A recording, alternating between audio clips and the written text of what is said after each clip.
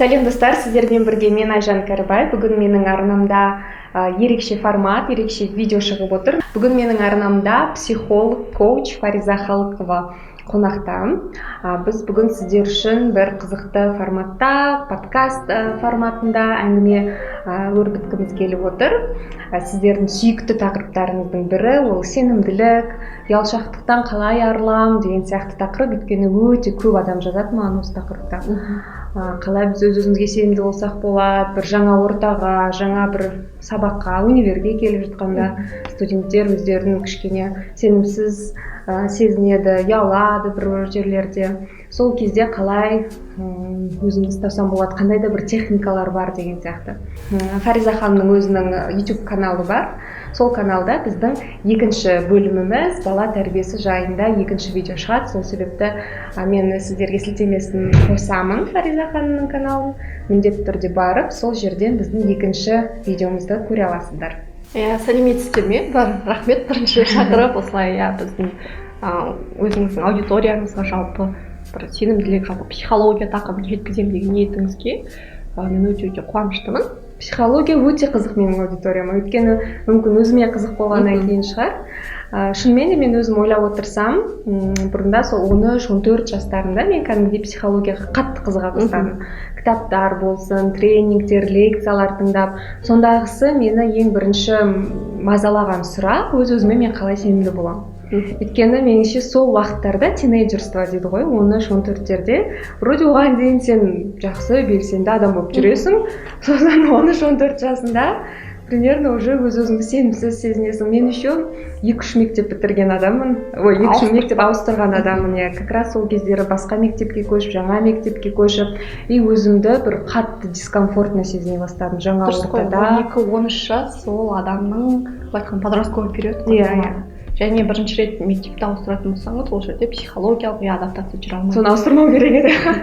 Жоқ, ауыстырмау керек. Бір жағынан бұл бейімділікті күшейтеді, сіз кез келген жағдайға бейімделе аласыз. При этом сізде 12-13 жаста адамның дейтін ішкі эгосы өсіп жатады да. Алған дейін біз не істейміз? Ата-анамызға бағынып жүреміз да. Ата-анамыздың таңдауымен, солардың айтқанымен, ақылымен жүреміз да. Ал 12-13 жастан бастап біз айтамыз, өзім білемін деген бала да шығады ғой. Яғни мен өзім білемін, өзім шешемін, менің өмірім. Яғни жеке границасын адам қоя бастайды. Дәл осы уақытта уже сенімділік, яғни көп қыздарды қозғайды негізі. Себебі ұл балаларда кішкене бұл бөлектеу, енді қыз балаларда осы уақытта жүреді. Яғни психологиялық тұрғыда мен дейтін нәрсе пайда болады. Яғни менің таңдауым, менің қалауым, мен ұнатпаймын деген сияқты уже границаларын қояды. Мен еще өте қатты жақсы түсінемін, маған сол жазатын қыздардың саны. Мүмкін ол қыздарды сол жастарда шығар, 12-13-те мен жаңа өзімді сенімсіз сезінемін, қысылам. Өте қатты жақсы түсінемін сіздер, өйткені менде де сондай болатын. Прям келесің и сен өзің емессің. Болады ғой, сен үйде басқа адамсың, сен үйде өзіңді еркін ұстанасың, күшті болып жүресің, жаңа ортаға келесің и прям қысылып қаласың, пружина сияқты. И өте сондай жаман негізі сезім, бірақ уақыт өте келе маған сол кітаптарда кішкене көмектесті деп ойлаймын.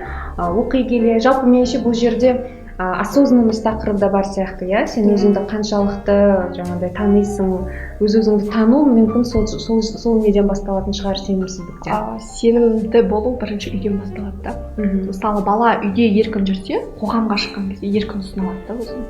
Ал егер үйде өзін қысылып, жаңағы ата-анасымен сөйлесе алмай, қымтырылып жүретін адамдар, онда ол сыртқа шыққан кезде де окружение өзін ұсына алмайды. Яғни ішкі бір үйде енді біздің бірінші ата-анамыз ғой, ата-анам мені мойындамай тұрған кезде, олар менің пікіріме санаспаса, мені бір қолдамаса, мен сырттан да ол дүниені ала алмаймын. Неге? Себебі іште ең бірінші жақын адам маған иә деп айтып тұрған жоқ қой.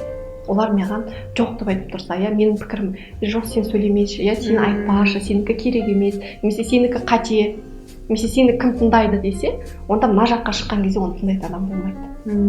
Яғни бірінші подтверждениені, ең бірінші заботын біз ата-анадан аламыз. Меніңше еще жаңағы кенжелерге бұл жерде кішкене қиындау сияқты, мен еще кенжесімін, жаңағыдай жаңағы нәрсе, особо көп мнениең дейді ғой, адамның өзінің жеке меншік көзқарасы, өзінің жеке пікірің болмау керек деген сияқты нәрсе. Сен кішкентайсың, сен бізді тыңдау керексің деген нәрселер тоже. Енді бұл бізде қазақ отбасының барлығында бар дүние ғой. бізде отбасыда жалпы айтады, иә. Ну енді бұл жерде қазақтың менталитеті тағы басқа дұрыс емес демеймін. Дегенмен именно осы 90-шы жылдар, 80-шы жылдарда өскен адамдарда көп шектеу болды. Көп кәдімгідей, мысалы қазір 2000 жыл балаларды алып берсеңіз, оларға өйтіп қарамайды да, ата-аналар уже тренингқа барады, әйтеуір психологқа барады, әйтеуір бір нәрсе оқып ізденіп жүр да. Олар балаларына басқаша подход береді. Ал бұрынғылар онда олар кішкене енді қысып ұстап, иә, балаға қызда тем более 40 үйден тыйым дейміз, иә, қатты бір қыспақтаудың кесірінен кейбірлер мысалы қиналып кетіп жатады да, жаңағы қоғамға өзін ұсына алмайды, сыртқа шыға алмайды, пікірін айта алмайды. Тіпті көп қазіргі қыздардың проблемасы, әйелдердің проблемасы граница жоқ та.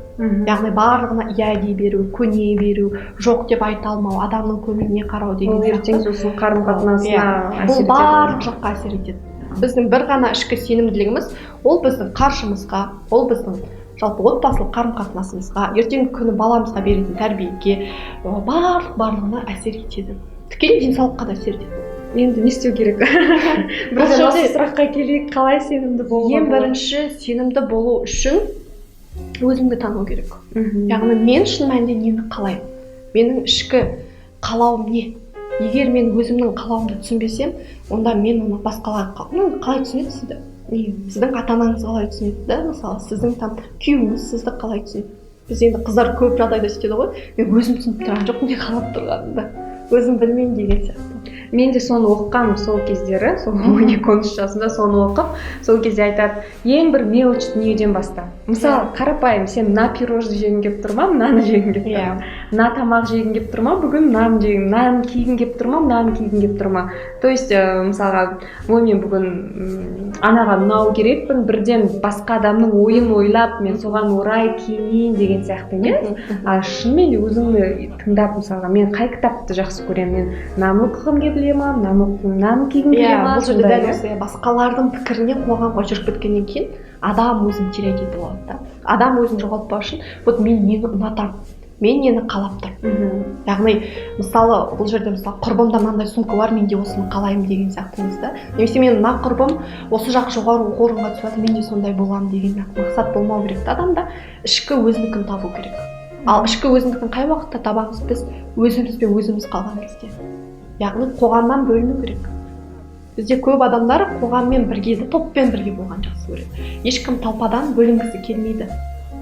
Байқайтын шығар, бөлінгенде де қатты андай айтшы да, бұрында эмо деп сондайлар шығып еді ғой, өзімен өзі жүретін, сондай бөлінуді айтасыз ба? Жоқ, бұл жерде ой жағынан бөліну. Мысалы, толпа барлығы я десе, мен де солармен бір қосылып я деп айту мүмкін да. Себебі мен қазір мен жоқ деп айтатын болсам, мені мойындамай қалады. Менімен олар дос болмай қалады, араласпай қалады. Мен жаман болып көрініп қаламын. Сондықтан маған ұнамаса да мен топпен бірге боламын.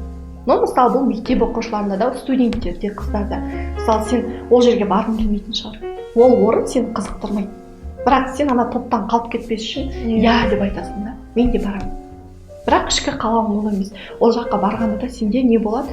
Қысылу болады да. Потому что сен ол мекенде да жаңа барған жерде біз өзіміз еркін сезіне алмаймыз. Ну тоже жаңағыдай граница болу керек шығар енді, бірақ каждый раз қалып кетіп жалғыз өзің жүріп болады ғой, сондай бір топта әйтеуір бір адам өзімен өзі жүретін адамдар болады.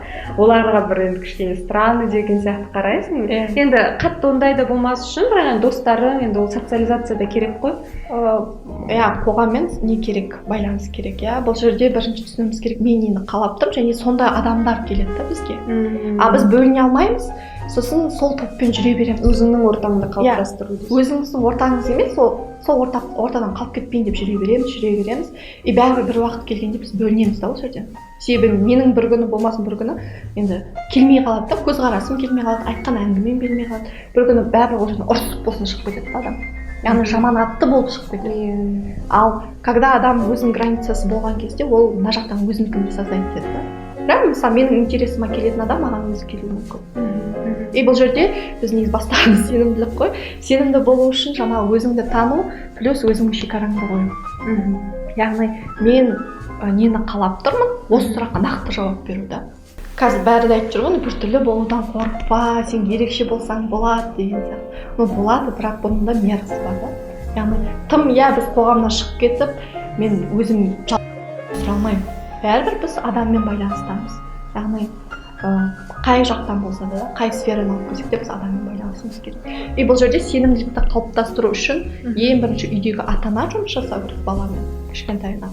Одан кейін өсе келе енді егер сіздің ата-анаңыздың сондай бір көзқарасы басқаша болса, ескі заманның адамы болса, онда бұл жерде сіз өзіңіз алуыңыз керек те инициативаны. Яғни мен өзім сенімді боламын. Маған сенімді болуға не кедергі? Менің қандай қорқыныштарым бар?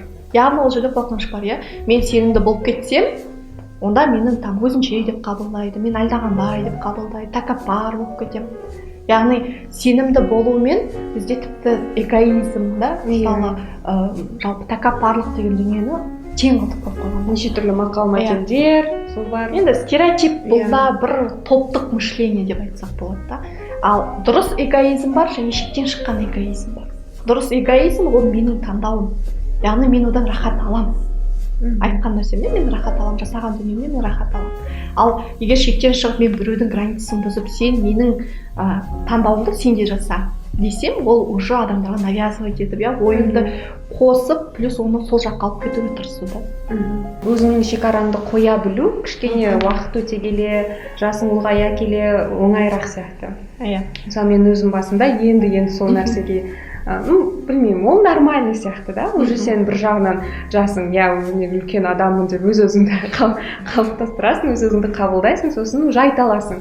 Ал меніңше кішкене жасырақ кезде ол бір андай наглость сияқты. Мен мысалы сөйтіп ойлайтын. Мен өзім шекарамды қойсам, енді бізде бар ғой үлкенді сыйлау керек деген сияқты, жаңағыдай сыпайы болу керек деген.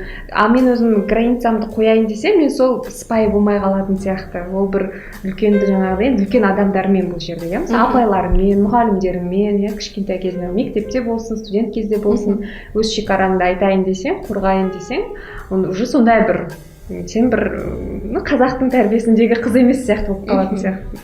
Сондай тұрғыда қалай мысалға қазір біздің жас қыздарға өзінің шекарасын және де ол не соны бір нақтылап айтатын болса. Жеке шекара дейтін, мысалы бұл менің таңдауым. Жаңа менімен былай жасауға болады, маған былай айтуға болмайды. Мысалы, маған дөрекі сөйлеуге болмайды, мен бұны көтере алмаймын. Маған мысалы ұрсып сөйлеуге болмайды, мен бұны көтере алмаймын. Маған ол ауыр тиеді. Яғни менің позициям. Бұл жерде біз үлкен кісілерді, мен түсініп сіздің айтқыңыз келген нәрсе. Үлкендердің алдын орап кетіп, оларға қарсы шығып ұрыс деген нәрсе емес. Жеке шекараңды қою менің позициямнан айту. Яғни біз ана адамға провокация жасамаймыз. Яғни мен айтамын, мысалы, екеуміз конфликтіға түсіп тұрсақ, мен айтамын, Айжан ханым, маған бұлай жасаған ұнамайды. Яғни маған ұнамайды. Мен өз тарапынан айтып тұрмын. Екінші тарап оны түсінбесе, просто дистанция ұстаса болады. Егер де ол адам ондайды түсінбейді, тек болады ондай адамдар. Түсінбейтін адам болмайды. Сен ондай болу керексің, сен кішкентайсың, сен бұлай жасау керексің. Мысалға сенен жасы да, авторитеті да үлкен, статусы үлкен адам деп алатын болса, бірақ ол сенмен дұрыс сөйлеспейді, мысалы саған ұнамайды. Сен соны жеткізгің келеді, бірақ ол адам болады енді ондай адамдар, прям сен ондай түсінбейді ондайлар. Олар өздерінің қатып қалған мнениясы бар. Сен жассың ба, все, сен маған бағыну керексің деген сияқты. Бұл жерде сіз өз позицияңызды айтып, жаңағы қабылдау, қабылдамау ол кісінің еркінде. Оны өз еркіне жібереміз. Бірақ менің жағдайымда ондай болмапты. Мен де студент болдым да, мен де оқушы болдым. Директорларда, декан, мысалы, ректор деген кісілермен мен келісе алатынмын. Яғни мен өз позициямды айтамын. Мысалы, сіз қабылдайсыз ба, қабылдамайсыз, ол сіздің еркіңіз, бірақ менің ойымша бұл дұрыс емес. Сізге қорқытады ғой сосын. Сен мамаңа айтып қоям, папаңа айтып қоям, оқудан шығарып тастаймын. Яғни бұл жерде обоснованный факт болса, түсінуге болады да. А бұны жаңағыдай бір факт болмаса, онда не үшін? Ол манипуляция жасау да үлкендердің. Біздің үлкендер ең жақсы көреді, қорқытуға, бір адамдарға манипуляция жасауға тырысады да.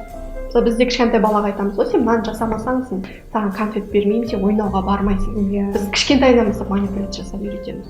Бала да не істейді? Қонақтарға барып, қонақтың көзінше мысалы еркелігін көрсетеді, алмай жүрген нәрсесін сұрайды.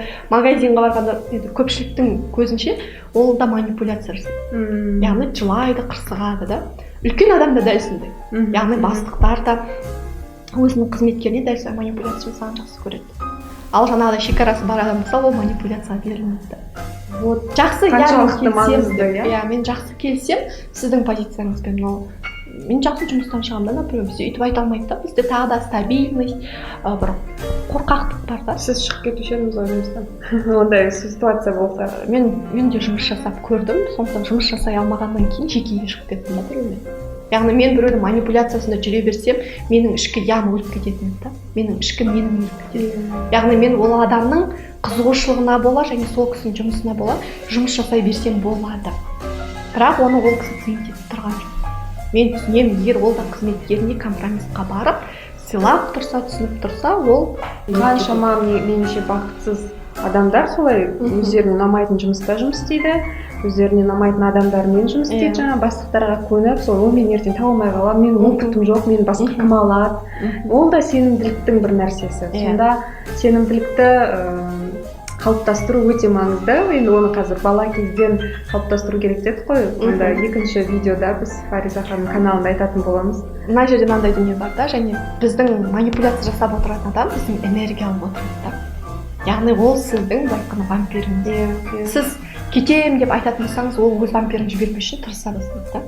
Яғни өзін алып отыр ғой, сіз донор болып отырсыз. Сонда дереу үндемейтін адам болсаңыз, сізден алып отырған жақсы да. Например, сізді мен жұмсай саламын, сіз бара саласыз да, менің айтқанымды жасай саласыз. Маған выгодно. Сонда дереу жаңағы қарым-қатынасты үзу керек. Сен өзің үшін, иә, сол пайдалы болып тұр ғой, тиімді болып тұр ғой. Бірінші ішкі мені тыңдау керек та. Жаңағыда егер мен қаламай тұрса, маған бұл дискомфортно болып тұрса, онда иә. А егер жоқ, мен осыған да согласен, мен бұған келісемін, маған осы жағдайда бола береді, бұл да сіздің таңдауыңыз. Ал енді жаңағы шекараңды айтқан кезде қалай, мен көп жерлерден оқыдым, жаңағыдай эмоцияға берілмей, просто адекватно өзіңнің ойыңды айта алу керек дейді. Бұл жерде бірақ эмоцияға көп жағдайдан беріліп кетесің, бәрібір де адам болғаннан кейін мүмкін сенің бір жанды жеріңе тигізіп бір нәрсе айтты ма, сен енді оны үндемей тұрып, мен жоқ, менің адекватты ойым бойынша деген сияқты айту қиын болатын шығар. Соған бір қандай да техникалар ма не бар мысалға, қатты конфликтті жандандырмай, бірақ өзің де қатты эмоцияға берілмей, қатты жүрегіңе қабылдамай, бірақ соны адекватно айту. Бұл жерде эмоцияны басқара білу керек та. Яғни бұл жерде ешқандай техника сізге мынандай қазір беретін жаттығу жоқ шығар. Онымен жұмыс жасау мүмкін емес. Бұл андай нәрсе емес та, мысалы қазір ішесің, ертең күшті болып кетеді деген дүние емес психология. Ол адамның өзімен жұмысы. Мен осы нәрсеге жету үшін, демек, бір нәрсені түсінуім керек та. Маған үйтіп ұрсып тұрма, менімен конфликтқа келіп тұрма, демек менің ішімде ол бар. Менің ішімдегі нәрсемді қоғам бізге айна болып отражениемізді көрсетеді. То есть сен өзіңнің ішінде бір сондай айтады ғой, жанжал ма әлде қалай? Ішкі бір қабылдамау, яғни оның айтқаны маған ұнамай тұрса, жаңағы адам менімен ұрсып тұрса, маған ұнамай тұрса, демек сол дүние менде де бар, мен өзімде қабылдамай жүрмін, яки сол нәрсені іште алысып жүрген болмын. Яғни соның айтқанын мен қабылдамай жүрмін, иә? Иә, ол менің бойым. Мысалы маған білмеймін, аяғың қисық десін да, например, мұрның күшік десін. Мысалы айтты, мысалы сен жаңағы жұмыстағы функцияңды дұрыс атқармай жүрсің. Яғни ол нәрсе шын болып тұр ғой, сонда ішінде бар. Ол нәрсе мен солай ойлап тұрған болуым мүмкін да. Мен жұмыс жасап жүрмін. Иә, мен жұмыс жасап жүрмін, бірақ менің өзіме шала жасап жүрген сияқтымын, бір өтірік жасап жүрген сияқтымын да. И сол нәрсені маған тек бастығым келіп айтып тұрды. Яғни біздің ойымызды сырт бізге бір подтверждение қылып айтады. Біз сол кезде шынымен сондай болып тұр ғой демек деп. Бірақ өзіңе соны айтпай жүргенсің, то есть. Іште ойлап жүреміз, жаман қалғың келмеді, иә? Бірақ мойындай алмаймыз да. Мойындай. Жаңағы сыртқы келбетімізге де сол, мысалы біреу сын айтып қалса, немесе мінезіне сын айтып қалса, біз не істейміз? Сол адам жек көріп кетеміз ғой. Яғни сол адамның бір кінәлі сияқты болып тұрады да. Ал на самом деле, демек менде де бар, мен соны қабылдай алмай тұрмын. Мен де ішімнен аяғым қисық деп ойлап тұрмын, мінезім жаман деп ойлап тұрмын. Яғни менің ішкі ойым оны тек сырт айтады. Өз-өзіңді жаңағыдай қабылдамау болып тұр ғой сонда. Өзіңді қабылдау. Енді сенімділік осыдан басталады ғой. Біз не үшін сенімсіз боламыз? Айтпай барлық адам полностью сенімді бола алмайды. Осы нәрсені айтып кетейікші. Яғни толыққанды 100% мен сенімдімін, менің границам бұзылмайды дейтін адам болмайды. Яғни түбінде өмір болғаннан кейін біздің границамызды бұзатын адам келеді. Бір қиындықтар болады, эмоцияға еріп беретін моменттер болады. Вот осы нәрсені анық қылып. Кейде сен сенімдісің, кейде сенімсіздің жоғалып қалатын кездер болады, сосын қайтадан бұл эмоционалдық күйіну, выгорание дейді да бізде. яғни психологияда бір эмоционалдық күйіну болады, физикалық шаршау болады. Яғни осындай моментті сезген кезде міне маған барлық әлем маған қарсы шығып жатқан кезде тоқтауымыз керек, бір демалуымыз керек. Оны басқара білу керек дедіңіз. Эмоцияны басқара алу, бұл жерде эмоцияны көрсетпеу емес, эмоцияны көрсету керек. Бірақ қалай көрсетеміз? Біз адамдар қалай қабылдаймыз эмоция? Яғни ұрсу жаман дейміз, иә? Ақылды қыз ұрыспайды деп бізді тәрбиелейді. Немесе жігіт жыламайды деп тәрбиелейді, иә?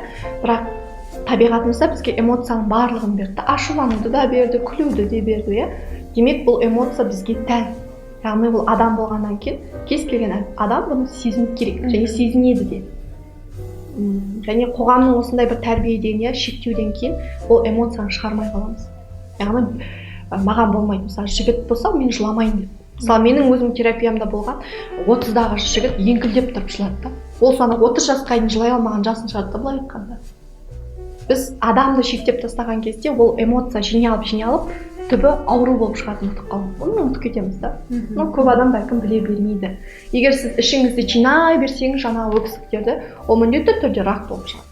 Ол факт. Ол уже дәлелденген. Керек жерде ұрысу, керек жерде эмоция көрсету, ол нормально. Бұл жерде былай да, агрессияны дұрыс көрсету керек та. Мысалы, мен ашуланып тұрмын ба, мен сіздің жеке шекараңды, сенің кесіріңнен, сен кінәлісің, біз жұптардың арасында көбіне осылай болады ғой ұрыста. Бірақ бұны емес, менің позициямды айту керек. Маған ұнамайды осылай жасағаның. Мен ойладым, сен мені мысалы осылай әкеліп тастай ма деп ойладым да, бірақ сен өйтіп жасамадың, сен достарыңнан кетіп қалдың. Мен деп айту керек та. Сонда сіз бұл адамның жеке шекарасын бұзбайсыз ғой. Сондықтан ол оны нормально қабылдай алады да. Яғни сізге қарсы атакаға шықпайды, ұрыспайды. Яғни сенің позицияң екен, жақсы мен түсіндім деуі мүмкін, немесе кешірім сұрауы мүмкін. Ал біз қалай айтамыз? Сен міндеттісің, сен кінәлісің, сенен күтіп едім, неге жасамадың, менің ожиданиямды ақтамадың деп шығамыз. Ал адамға міндетті емес екенін тағы еске алуымыз керек. Эмоциямызды дұрыс басқару үшін агрессияны да барлық эмоцияны сезінуіміз керек. Және оны дұрыс айтуымыз керек та адамға. Жаңағыдай ашуланып, мен қазір ашуланып тұрмын, айқайлап алыңыз да, бірақ адамға қарап емес та, өзіңізбен өзіңіз айқайлап алыңыз. Ұрысқыңыз келіп тұр, өзіңізге өзіңіз ұрысып алыңыз. Артынан оны түсіндіру де. Яғни эмоция келіп тұрған кезде, мысалы агрессия келіп тұрған кезде біз айта алмаймыз, ұрыспай тұра алмайсың, бәрібір ұрысқың келіп тұрса. Бірақ адамға қарап қарсында тұрған партнеріңа, басқаңызға емес, бөлек барып сол эмоцияңызды айқайлап шығарып алыңыз. Онда тұрған ешкім жоқ. Зато сіз ешкімді ренжітпейсіз да бұл жерде. Жаңағы адамның границасын бұзып қойдым. Ол адамда бір просто сырттай кішкене истеричка болып көрінесің. Сырттай көрінбеуі мүмкін, бірақ бұл нормально. Зато сіз ешкімді ренжітпейсіз да бұнымен. Іштей сізде де чувство вины болмайды. Жаңа мен неге өйтіп айтып қойдым. Бізде андай ғой, ұрысып артынан кешірім сұрайтын қазақпыз ғой. Мысалы ренжітіп алдым, ашуланып тұрып айта салдым, кешірші, бірақ ішкі ойым емес деген сияқты. Ол да дұрыс қой енді, хотя бы артынан кешірім сұрау. Артынан кешірім сұрадым, оның алдын алып жатқаным ғой. Лучше эмоциясын осылай шығарып алсын. Сосын барып адекватно сіз айтыңыз. Мен ашуландым, маған осылай жасамағаным үшін. Мен күттім, бірақ мен ойлағандай болмады. Сосын ол ажан айтады, оның өзінің шаруасы болып қалған шығар, проблемасы болған шығар, сол жағын түсінеді. Біз енді қыз балалар, әйелдер эмоционалды адамдармыз ғой. Жылай саламыз, айқайлай саламыз да, например. Аналар бар да, мысалы көбіне баласын айқайлай салады. Сосын барып баласынан кешірім сұрап жүреді. Бірақ ол уже травма болды. Онда сол бала кезімізден сенімділікті қалай дұрыс қалыптастыру керек, балаға қалай травма жасамау керек, эмоциямызды қалай ұстау керек деген сияқты жалпы бала тәрбиесіне қатысты нәрселерді біз екінші видеомызға жазамыз, сол жерден қарасаңыздар болады. Сіздермен болған мен Айжан Кәрібай, Фариза Халықова, каналына жазылыңыздар. Келесі кездескенше. Сау болыңыздар.